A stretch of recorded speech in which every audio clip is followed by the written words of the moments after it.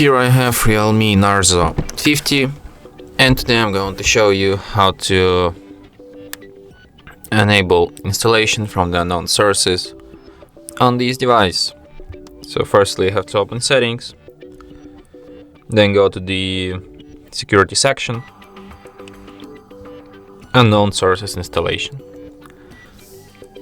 Here you can see the whole list of apps through which you can install from the unknown sources. You have Chrome, Drive, and else, I don't know, let's pick Chrome, and now we can install unknown apps through Google Chrome as much as we want. And that's it. Thanks for watching. If you find this tutorial useful, don't forget to hit that like button and subscribe to our channel.